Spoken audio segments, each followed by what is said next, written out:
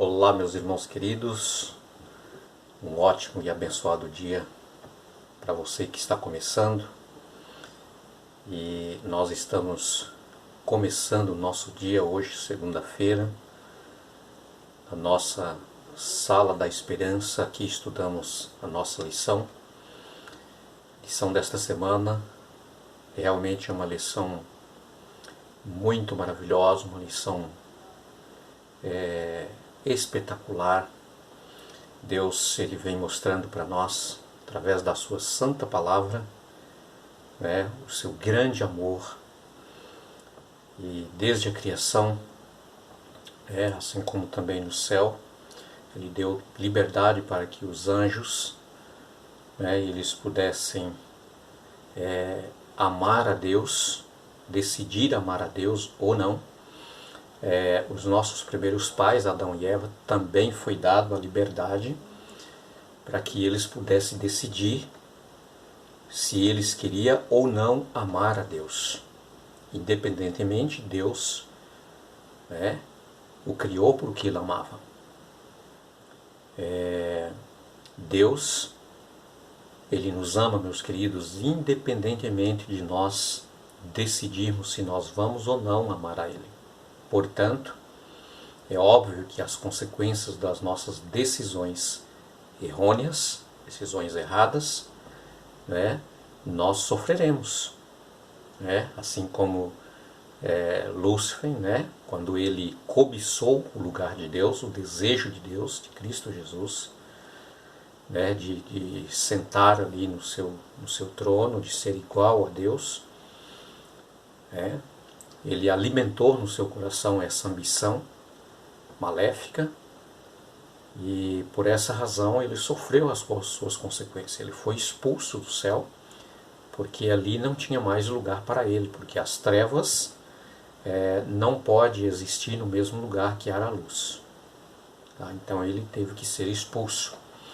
E Deus deu também a Adão e Eva, nossos primeiros pais, a oportunidade para que eles pudessem decidir se eles queriam ou não servir a Deus, obedecer a Deus, amar a Deus. E quando nós guardamos os seus mandamentos, guardamos as suas palavras, as suas ordenanças, isso é uma demonstração daquilo que está no nosso coração, do amor que está no nosso coração para com o nosso Deus. Tá? O título da nossa lição de hoje, segunda-feira, é A Queda e o Dilúvio. E eu quero ler aqui as primeiras partes introdutivas da nossa lição, que diz assim que os estudantes costumam ouvir a história de uma maçã que caiu na cabeça de Isaac Newton, que assim ele descobriu a lei da gravidade. Mas será que foi isso mesmo? Todos nós sabemos que qualquer coisa que você atira lá de cima, ela vai automaticamente descer. É a lei da gravidade. Mas se isso de fato aconteceu, não importa a questão. Não importa, a questão é que a grande percepção de Newton, ele não descobriu a gravidade. Qualquer um que já tivesse caído sabia sobre esse fenômeno. Foi entender que a mesma força que derrubou a maçã, que é a gravidade, também mantém a Lua em órbita ao redor da Terra e mantém a Terra em órbita ao redor do Sol e assim por diante.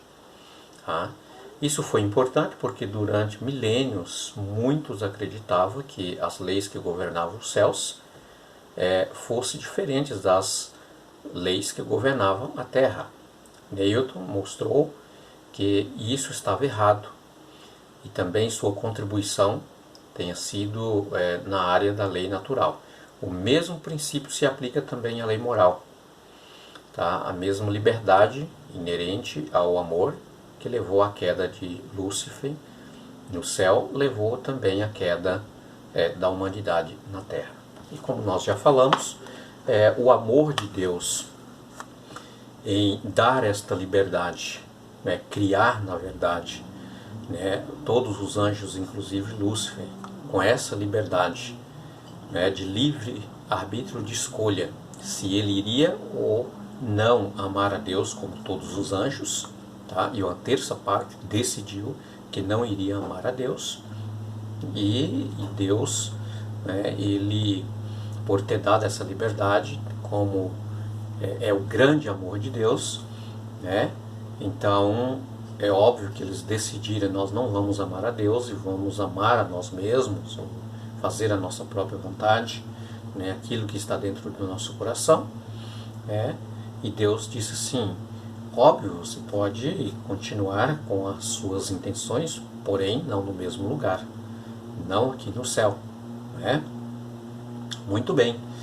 E então, meus irmãos, Deus disse para os nossos primeiros pais, Adão e Eva, né, ali no Éden, logo depois da criação: olha, livremente vocês podem comer de todas as árvores, né, que está no jardim, porém com exceção da árvore que está no meio do jardim.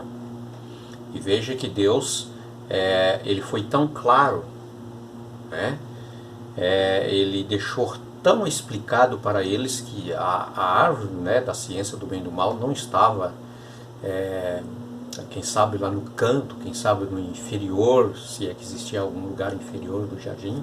Não, ela estava exatamente no meio, bem vistosa, para que fosse visto, anotada de longe, para que eles não aproximassem, não tocassem e nem tampouco comessem daquela árvore da ciência do bem e do mal.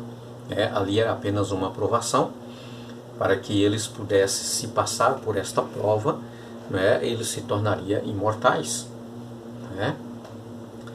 Mas, meus queridos, Deus deixou muito bem claro: ó, se vocês decidirem comer, né, vocês ficam sabendo que depois que vocês comer, vocês certamente vão morrer, tá? Diz o capítulo 3, né, a base do nosso estudo é o capítulo 2, verso 16 e 17, como foi as ordenanças de Deus, e o verso 3 de 1 a 7 diz que a serpente é um animal astuto, que na verdade ele se tornou com essa astúcia porque Satanás se incorporou, né, na serpente, tá? E a serpente passou então a falar por meio da incorporação de Satanás, tá? E a serpente, né, disse assim para Eva: é certo que Deus disse que vocês não podem comer de nenhuma das árvores do jardim? Deus havia dito isso? Claro que não. Deus havia dito que apenas a árvore da ciência do bem e do mal não poderia comer. E aqui, meus irmãos, começou um diálogo, que vocês conhecem a história, né? Nós conhecemos essa história. E chegou um dado momento que a serpente disse: não, Deus não quer que vocês comam desta árvore, porque no dia que vocês comeram, os seus olhos se abrirão e vocês serão como Deus, conhecedores do bem e do mal. Tá?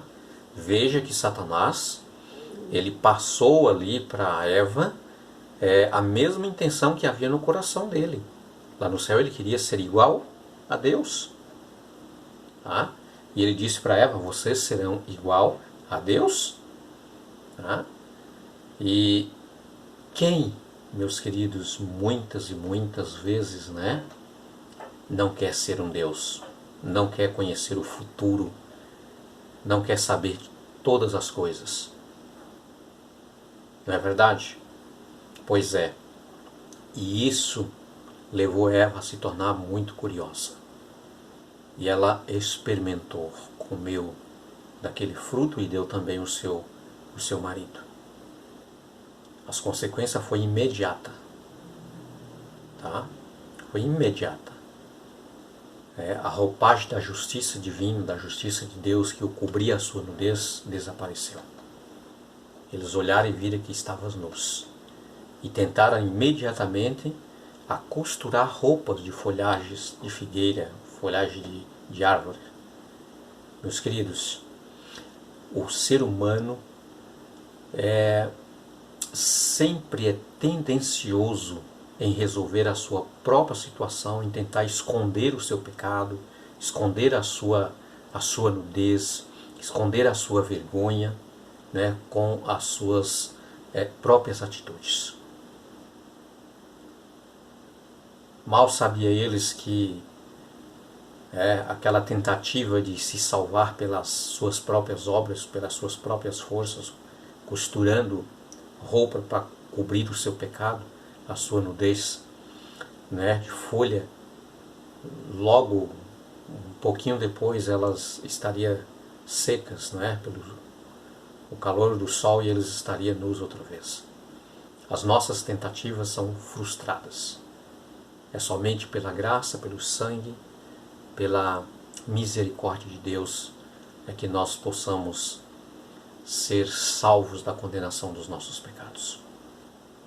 Tá? Muito bem, o pecado, a partir de então, ele se desencadeou, né, com a sua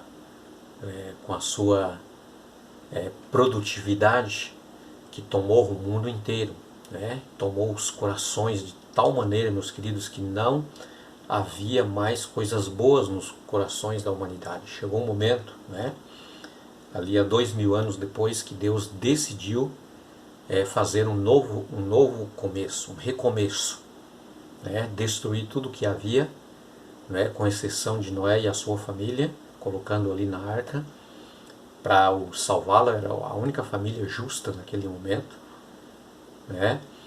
E então Deus disse: não dá mais, não tem como, o pecado tomou conta, né? O pecado, ele se proliferou tanto que ele atingiu aos céus. Quer dizer, a humanidade no pecado, meus queridos, se torna tão ousado, né, que desafia a Deus de todas as formas. E nós conhecemos a história que Deus sentiu na obrigação de amenizar, não é, destruindo. Mas, meus queridos, quanto mais Deus demonstra o seu amor, a sua misericórdia e o seu perdão, mas a tendência do homem é sempre desobedecer a Deus e desafiar mais. Os descendentes de Noé, assim que saíram da arca, né, quando Deus disse: agora vocês espalhem pela terra, multiplica e enche novamente a terra, eles disseram: nada, nós vamos construir, né, uma grande torre, nós vamos ficar por aqui, nós não queremos obedecer a Deus. E mesmo que Deus prometeu, né, que Ele não vai destruir a terra mais com água, né, mas pela nossa desobediência, quem sabe Ele muda de ideia e Ele vai acabar outra vez, e assim nós estaremos aqui seguros. E nós conhecemos a história. Deus precisou, né, ali mudar a língua deles, de tal maneira que um não entendia mais a língua do outro, e aquela torre se tornou uma torre de confusão, né? Eles ficaram confundidos. E, meus queridos, a tendência deles com aquela torre, sabe o que era? Era a adoração dos seus próprios ídolos. Tá? Mais uma vez, a raça humana se desvia dos princípios, das ordenanças e da vontade de Deus, desobedecendo a Deus. O Senhor Jesus, quando Ele aqui esteve, Ele disse que assim como foi nos dias de Noé, também será na vinda do Filho do Homem. Não será diferente.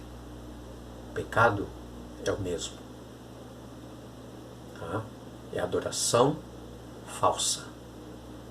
Adoração a si mesmo, aos ídolos. Assim como Adão e Eva decidiu deixar de adorar a Deus e adorar a Satanás. Não é diferente pela ocasião da volta de Jesus e como hoje, como nós vemos, como nós presenciamos, né? Mas que Deus nos abençoe, meus queridos, que realmente essas lições que são assim tão importantes, né? Deus quer mostrar para nós através dessas histórias que não funciona, não dá certo fazer a nossa própria vontade, né?